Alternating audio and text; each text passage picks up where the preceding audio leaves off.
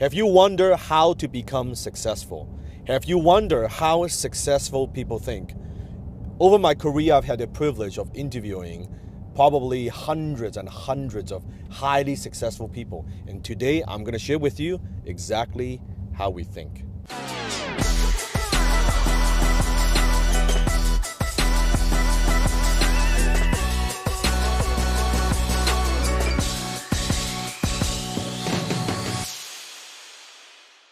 To become successful, I think the very first thing you have to understand is this, that successful people, we think very differently from the rest of the society. Because most of the society, the general public, they are not successful. So the way that we think, the way that we view things are very, very different. And today I want to share with you just some of the distinctions, some of the powerful distinctions that how incredibly successful people think, so you can start today making some new decisions. That's the purpose. Now, I could probably spend a couple hours just talking about all the little distinctions, but today I want to give you three major ones. Here's the very, very first one. Long time ago, I've had the fortune to have lunch with one of the most successful, one of the wealthiest businessmen in Vancouver.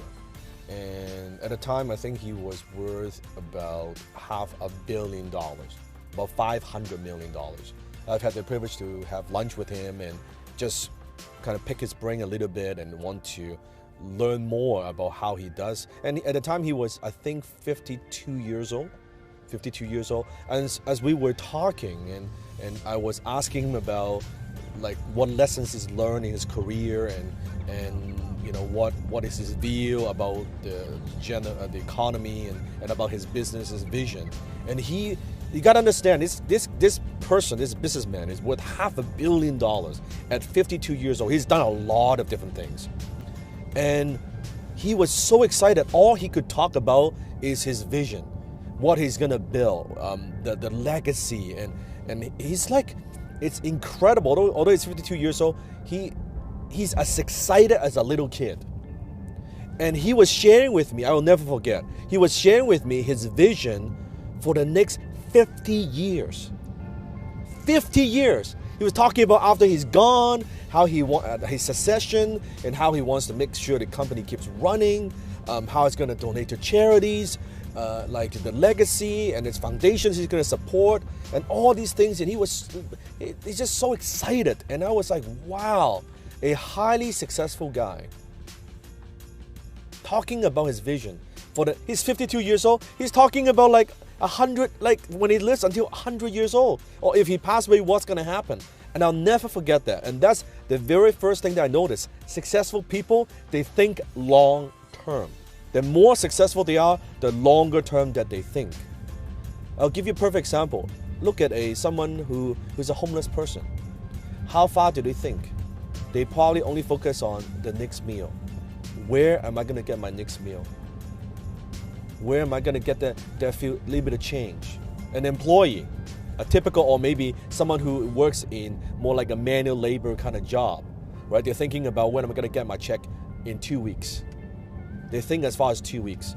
A little bit better employee, they're thinking about monthly. What I'm going to do, when am I going to get paid? How much am I going to get paid? They're thinking about what they need to focus on a month-to-month basis, right? Or how do I do enough so I don't get fired? That's not a good fucking attitude, by the way. That sure will get you fired. Or a manager of a corporation. They think about quarterly, right? What's my quarterly benchmark? What are some of the quota I need to meet? What's the goal? What's the objective, right? Quarterly. An entrepreneur, a good entrepreneur, might think about a year out, right? In 1 year, what are my goals? What I want to accomplish in 1 year. So they think long term. Me, I think about 5 years out, 5 to 10 years out. So I would have a 10-year plan myself, and then I would like to reverse engineer what do I need to do in year 9, year 8, year 7, am I on track? And then I will break it down into monthly goals, and then I'll break it down into daily goals. If you've read my book, FU Money, you will know I believe in the concept of DIG, daily income goal, DIG, dig. And I break it down into my daily income goal. If you have not read my book, make sure you go to fumoney.com just to download the book. I can put a link somewhere below. It's for free. You can just download that. So, successful people, they think long-term, not short-term. Second way that they think differently is, I believe that successful people, they think accurately. One of the most powerful principles in Think and Grow Rich by Napoleon Hill. Nobody talks about it, but it's accurate thinking. Accurate thinking. It means that they look at things as the way it is, not worse than it is, not better than it is, as it is. Unsuccessful people, very often they are overly optimistic, or they have an illusion, or it's going to work out. Yeah, man, I have no business acumen. I'm going to start this business, and within 21 days, I'm going to be, racking in $20,000 a month. Although I don't know what the fuck I'm doing. That's being a fucking idiot. That's what it is. That's overly optimistic. What I notice is successful people, they think accurately. I think most of them, I describe them as what I call a realistic optimist. They have an optimistic view of what they're going to do. They believe in what they do. They believe in the product and services they deliver, but they're also realistic. They look at, you know what? This is where I'm in. This is where I want to go. What are some of the obstacles in between? Right? The three questions I always like to ask myself, it's in my office, in my home office, in front of me, I constantly something I ask myself is not, everything is going to work out perfectly. Everything is going to work exactly the way I planned. Hell fucking no. Three questions I ask myself all the time. What could go wrong? What could go wrong? What don't I know? And what don't I see? So what could go wrong? What don't I know? What don't I see? Those three powerful questions, something I want you to think about. It's not about being negative. Oh, Danny, just being negative. It's not about being negative. It's about being realistic, being a realistic optimist, knowing your downside. Because I know if I can think of all the downside, all the stuff that could go wrong, and if I have a plan for it, and I know if those things come up, here's how I'm going to handle it, then I'm okay. Then my chance of success of that particular project, it's a lot higher. Does that make sense? You with me? So that's the second thing. Successful people, they think accurately. And number three, successful people, they think people. They think people. I notice unsuccessful people very often, they are very, very selfish. They only think about themselves. What am I going to get? Right? It's always a very kind of win-lose mentality, especially people are desperate for money. And that's why successful people, we like to do business with successful people. Because we know that the success of that deal, yes or no, is not going to affect our lifestyle. So we don't have that needy energy. You know what I'm talking about? When I deal with people who are needy, they have that desperate, needy energy. And you know what? Needy is fucking creepy. And that's why successful people like to deal with successful people. They know your mentality. They know you have more of abundance mindset. And chances are, you might not necessarily guarantee, but you might not, fuck them over a little bit of money, right? Because no fucking bank ever been robbed by someone pulling up in a limousine. Never. It just doesn't happen, okay? Over the years, all the deals I've done, people who fuck me over and stab me in the back, guess what? It's people who are desperate for money, people who are unsuccessful. 9 out of 10 when I do business with other successful people, handshake, it's a simple deal. So, successful people, they think about people. They think about their customers.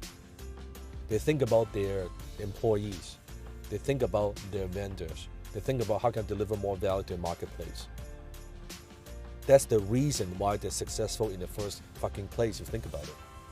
They think about how can I communicate in a way that the marketplace will understand what I'm saying. They don't think about, here's what I want to do, here's what I want to sell, I'm going to shovel this down their throat. Fuck that shit, it doesn't work. They take themselves out of the picture and say, they think about people. How can I deliver value to the marketplace? How can I retain more of my clients? How can I wow my clients? How can I make sure that my employees perform at a high level? How can I coach them? They think about other people. When you think about other people, guess what? It's easy because now they support you. They want you to be successful. They want to support you on your journey. I think that's very, very critical. People a lot of time they talk about self-made, I'm a self-made man, I'm a self-made woman, I'm self-made. millionaire, I don't believe there's such a thing as a self-made millionaire. Every single millionaire that I know, they're all team-made millionaire. They're all team-made. Without their team, they're nothing. Without my team, I'm nothing. I can do what I do because I have a strong team.